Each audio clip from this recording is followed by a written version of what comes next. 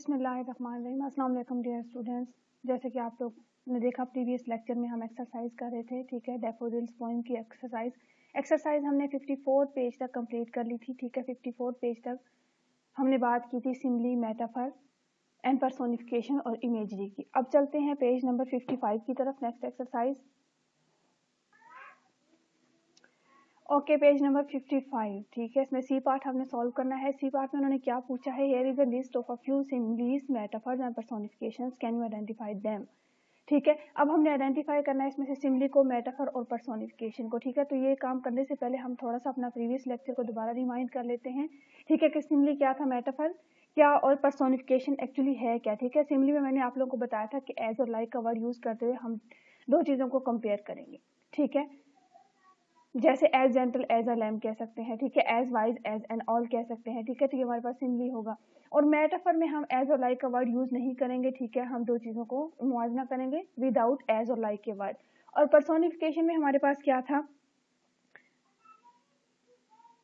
कि जब हम कोई इंसान वाली क्वालिटी किसी दूसरी चीज को दे देते हैं, इन एनिमेट को दे देते हैं जो इंसान की क्वालिटी होती है, तो उसको हम पर्सोनिफिकेशन कहते हैं, ठीक है। नीचे हमें कॉलम दिया गया है जिसका हमने बताना है कि हमारे पास सिम्बली क्या है, मेटाफर कौन सा है और पर्सोनिफिकेशन कौन सी है, ठीक है। तो चलते हैं बॉक्स को सॉल्व करने के लिए। This is money, sorry time is money, ठीक है, टाइम इज मनी। अब हम वक्त सरमाया है, ठीक है, क्या होगा हमारे पास ये मेटाफर, इसके साथ हम एम राइट कर लेंगे।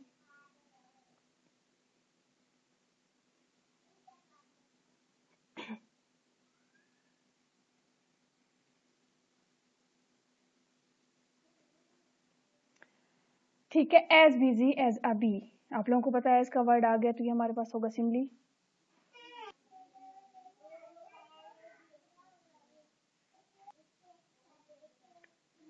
नेक्स्ट है हमारे पास the wind whisper the rumours of the forest, ठीक है, हवा ने जंगल की अफवाहें सरगोशी में बता दी, ठीक है। अब ये क्या होगा, सामने पता चल रहा है हमें कि ये हमारे पास पर्सोनिफिकेशन होगा, क्योंकि जो अफवाहें होती हैं वो इंसानों की होती हैं, ठीक है। तो यहाँ पे हम पी राइट करेंगे।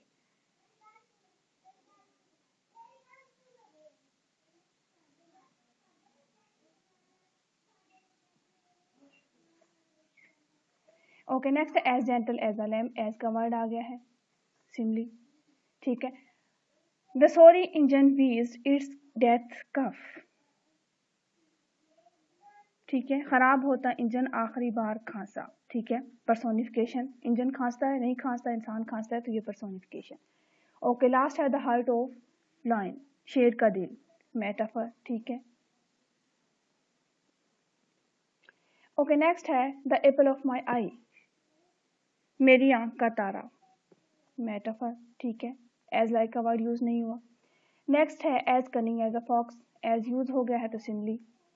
Okay, brown grass was begging for water, ठीक है, यानी सूखता हुआ घास जो है पानी की इल्तिजा कर रहा था, करता है नहीं करता, ठीक है, इल्तिजा इंसान करते हैं, ये होगा personification. Okay, as wise as an owl, simile होगा। ओके, नेक्स्ट है ब्लैंकेट ऑफ स्नो, बर्फ का कंबल या बर्फ की चादर, ठीक है, क्या होगा हमारे पास, metaphor. Okay, as black as a crow, simile, ठीक है। कंप्लीट हो गया हमारा कॉलम। बहुत ही आसान था, जब हमें सिम्बली, मेटाफर और पर्सोनिफिकेशन की समझ होगी तो हम कोई सा भी कॉलम को सॉल्व कर सकते हैं।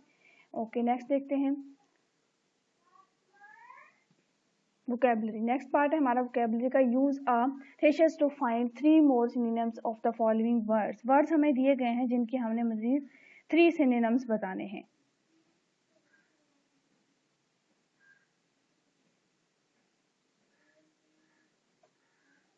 ठीक है। सा, ग्लैंस एंड गेज,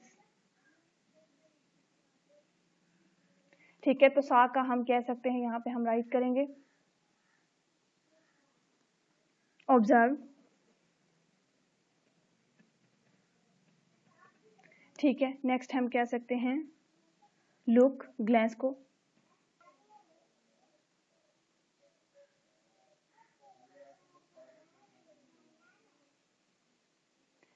ठीक है। बहुत ही इजी पार्ट था, ये भी हमने अपना कर लिया। अब देखते हैं कि हमारे पास एक्सरसाइज में नेक्स्ट क्या है।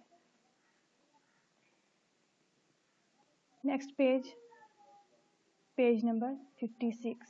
ओके, पेज नंबर 56 में हमारे पास एक और टॉपिक है जिसको कहते हैं कोनोटेशंस। ठीक है, सबसे पहले कोनोटेशन की हम डेफिनेशन देखेंगे। डेफिनेशन हमारे पास बहुत इंपॉर्टेंट होती है। Connotation means the attitude and feelings associated with a word as oppose to its literal meaning. ठीक है, एक वर्ड होता है उसका जो ओरिजिनल मीनिंग होता है, जो लिटरल मीनिंग होता है, उसके अपोज जो हमारी एसोसिएशन होती है।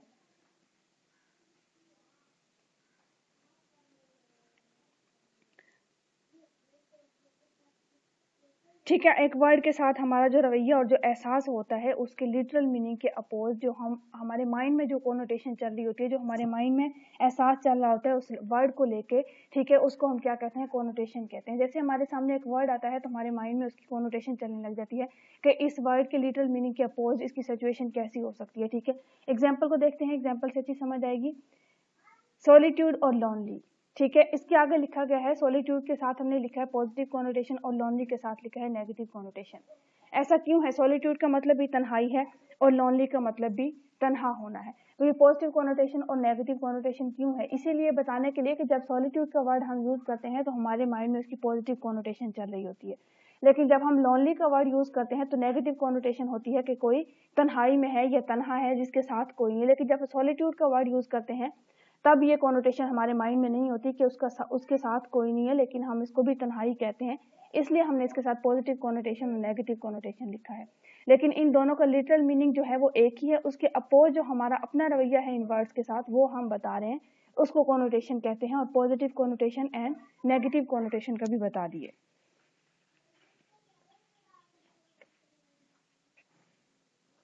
ठीक है, किसी भी वर्ड को लेके हमारे माइंड में आ जाता है कि ये जो है वो नेगेटिव है, ठीक है, ये पॉजिटिव की तरफ जाएगा। ठीक है, तो वर्ड्स के लिटरल मीनिंग सेम ही होंगे, लेकिन हमारे माइंड में जो चल रहा होगा उसको हम कोनोटेशन कहेंगे। ओके,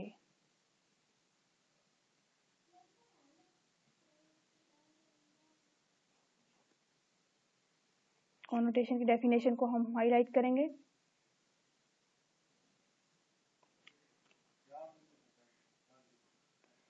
ओके, नेक्स्ट देखते हैं हमारे पास specify positive and negative connotation of each of the following. ठीक है, कोनोटेशन हमें दी गई हैं, हमने बताना है हमारे पास पॉजिटिव कोनोटेशन कौन सी है, नेगेटिव कौन सी है। गेज,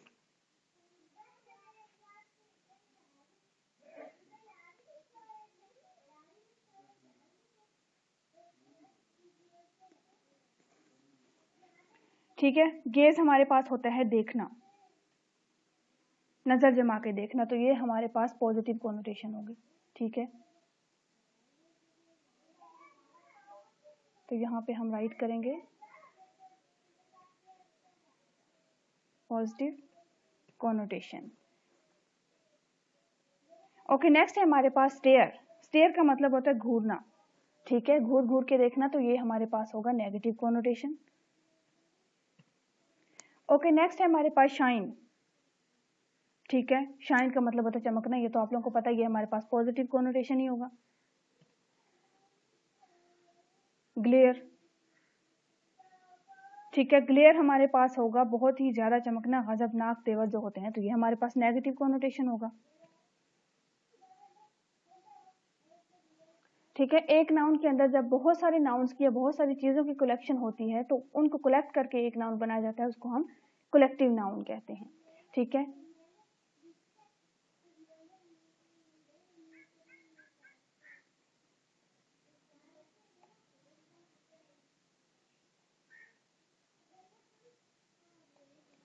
ओके स्टूडेंट्स, नेक्स्ट देखते हैं right the collective nouns of the following. ठीक है, वर्ड्स सेंटेंसेस हमें दिए गए हैं या कह सकते हैं कलेक्शन हमें दी गई है जिनको हमने बताना है कि कलेक्टिव नाउन कौन सा बनता है।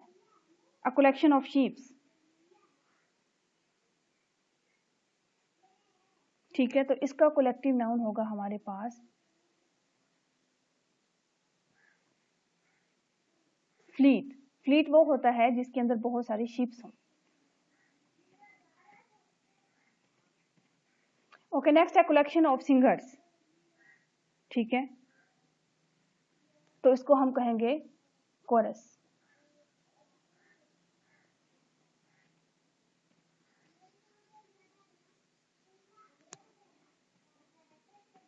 ओके, सी हमारे पास अ कलेक्शन ऑफ कैटल। ठीक है, बहुत आसान, हर्ड कहेंगे, रिवर। ओके, लास्ट है कलेक्शन ऑफ सोल्जर्स, ठीक है, तो हम उसको ट्रूप कहेंगे, फौजी दस्ता।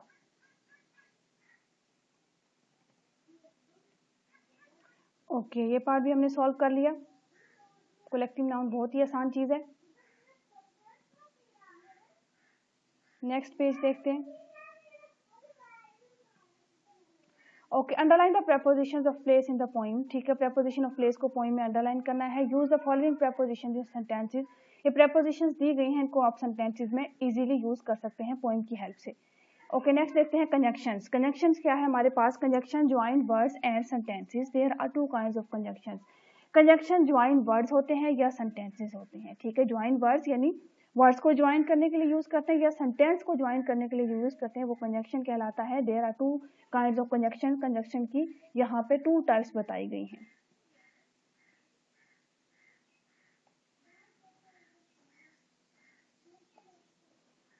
ओके, टाइप्स है coordinating conjunction and second type है सब कोऑर्डिनेटिंग कंजंक्शन, ठीक है। अब इनके हमें डेफिनेशन कह सकते हैं, फंक्शन भी बता दिया गया है और एग्जांपल्स भी बता दी गई हैं। कोऑर्डिनेटिंग कंजंक्शन होता है दिस कंजंक्शन जॉइन सेंटेंसेस और equal rank.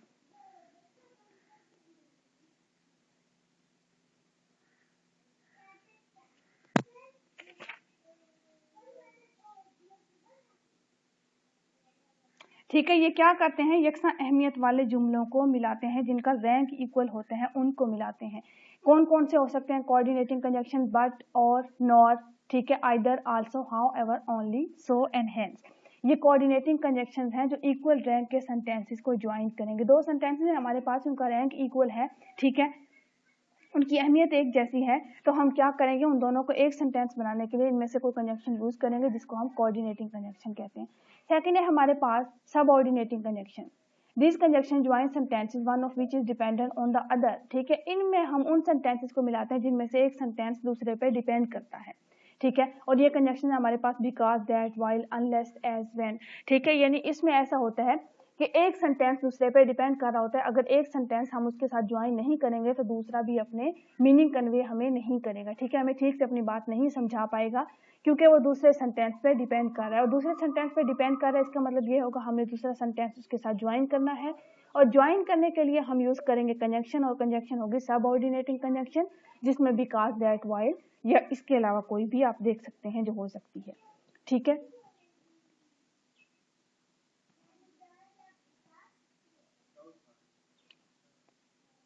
Fill in the blanks with appropriate conjunctions, ठीक है, ब्लैंक्स हमें दी गई हैं जिनमें हमने कंजंक्शंस को यूज करना है, ठीक है। He ran fast dash he miss the train, तो यहाँ पे कौन सी कंजंक्शन आएगी? ठीक है, यहाँ पे आएगी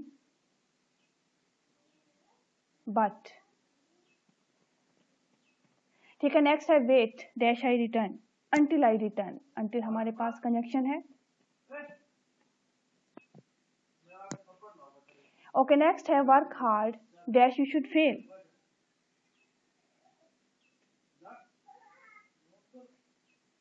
work hard lest you should fail, ठीक है। Okay, next I did not come dash you did not invite me because you did not invite me. अब देखेंगे डिपेंड कर रहा है।